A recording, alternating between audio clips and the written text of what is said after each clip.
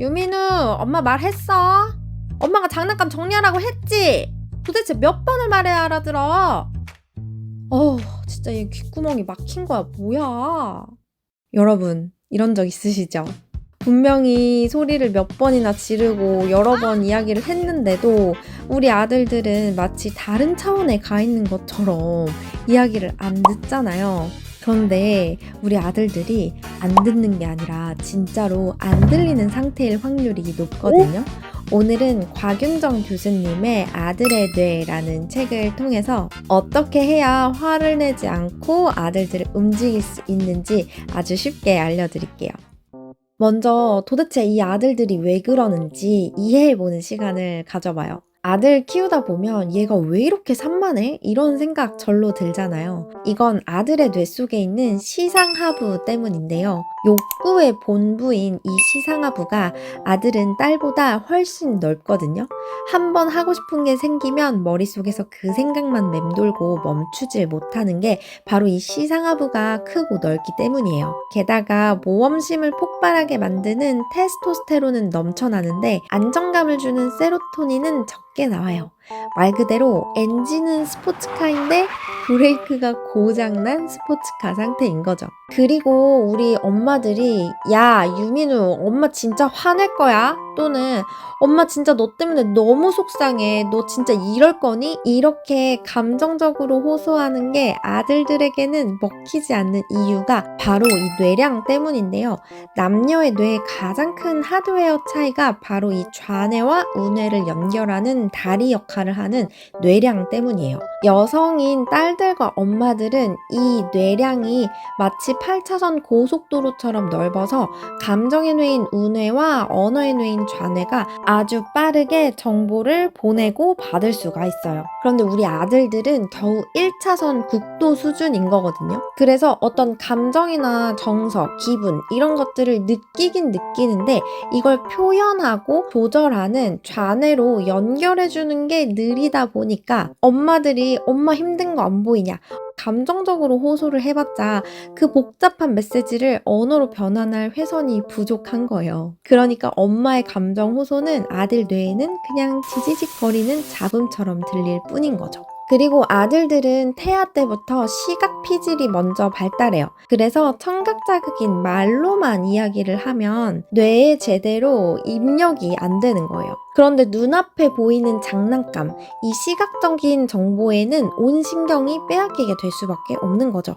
그러니까 뒤에서 백날 첫날 소리를 질러봤자 아들들은 진짜로 그 소리를 마치 백색 소음, 배경음악처럼 흘려보내게 되는 겁니다. 자, 근데 여기까지 들으면 너무 절망적이잖아요. 뇌구조 자체가 이렇게 다른데 그럼 우리 짐승 같은 아들을 어떻게 인간으로 만들 것이냐. 이 부분이 우리들의 숙제처럼 느껴지잖아요. 여기부터는 희망편인데요. 우리 양육자들이 노력을 조금만 한다면 이 뇌는 가소성을 가지고 있기 때문에 얼마든지 충분히 발달을 할 수가 있습니다. 그럼 지금부터 아들의 뇌를 건강하게 발달시키는 7가지 양육 필살기 알려드릴게요.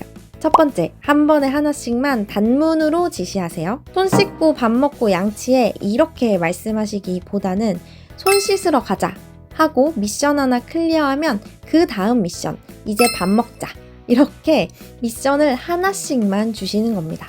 두 번째, 멀리서 소리치지 마시고 얼굴을 보고 말하세요. 시각 중심인 아들에겐 직접 가서 눈을 맞추는 게 최고예요. 아들들이 뭔가 조용하면 사고를 치고 있는 거잖아요. 그럴 때 야 유민우 너 지금 뭐하고 있어? 빨리 나와! 이렇게 멀리에서 소리만 칠 게 아니라 직접 빨리 달려가셔야 돼요. 뒤에서 고양이 똥 만지지 말라고 했지! 라고 외치시기보다는 아들의 손을 딱 잡고 눈을 보면서 고양이 똥 만지면 안 돼 라고 말해주는 거죠. 세 번째, 안 돼 대신에 이야를 써보세요. 아들들의 시상하부는 더 넓고 크잖아요.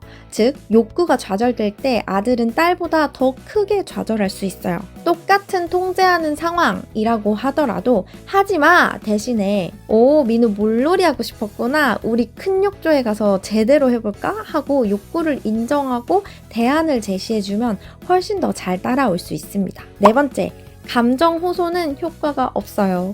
차분하고 단호하게 지침만 알려주세요.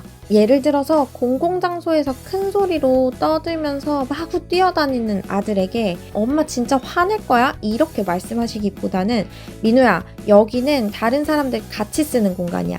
뛰면 안 돼. 여기 앉아 있자. 이렇게 차분하고 단호하게 무슨 행동을 해야 하는지를 알려주는 거죠. 5번째, 하루 한 번은 무조건 밖으로 나가 뛰세요. 테스토스테론, 남성 호르몬은 몸으로 발산해야 아들들이 비로소 온순해지고 집중력도 생겨요. 실제로 일본의 한 유치원에서는 등원 직후에 아이들을 운동장을 뛰게 하도록 했는데요. 이렇게 했더니 남아들이 훨씬 더 일과를 차분하게 보내고 집중력도 더 좋아졌다고 합니다. 우리 아들이 오늘따라 유난히 더 짜증이 늘었다. 유난히 더 사고를 많이 친다 라고 한다면 오늘 신체 활동이 좀 부족했던 건 아닌지 점검해 보시는 것도 좋겠죠?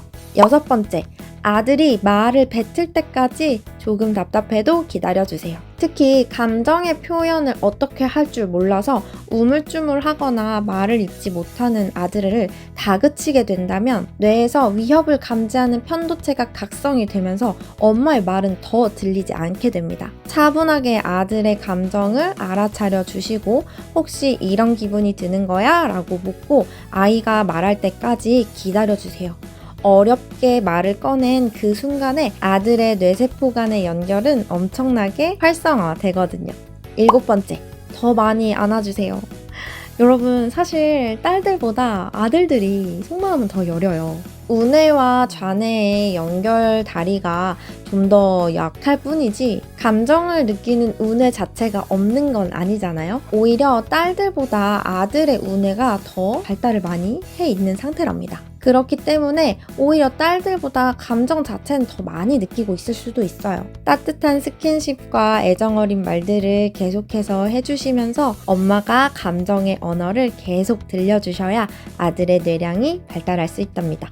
아들 키우는 거 진짜 가끔은 다른 행성에서 온 외계인 키우는 것 같기도 하죠. 하지만 우리 아들은 엄마를 무시해서 말을 안 듣는 게 아니라 단지 우리 여자들과 다른 방식으로 세상을 보고 듣고 있을 뿐이에요.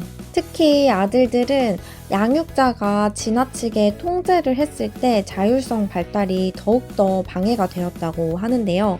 엄마의 간섭을 한 뼘만 줄여주고 아들의 넘치는 에너지와 마치 강아지처럼 단순한 그 댕청미를 인정해줄 때 우리 아들들은 상대방의 감정도 잘 배려할 줄 알면서 자신의 감정도 잘 돌볼 줄 아는 그런 멋진 남자로 성장하지 않을까요? 오늘 영상은 곽윤정 교수님의 아들의 뇌라는 책을 기반으로 제작을 하였는데요. 육아하시느라 바쁜 시간 쪼개서 책 보실 시간 없으실 것 같아서 제가 간단하게 컨텐츠로 만들어 봤는데 시간이 되시는 분들은 이 책도 꼭 한번 읽어보셨으면 좋겠습니다. 여러분, 오늘도 짐승 같은 아들들 인간 만들어내느라 수고들 많으셨고요. 다음 영상에서 뵐게요. 안녕!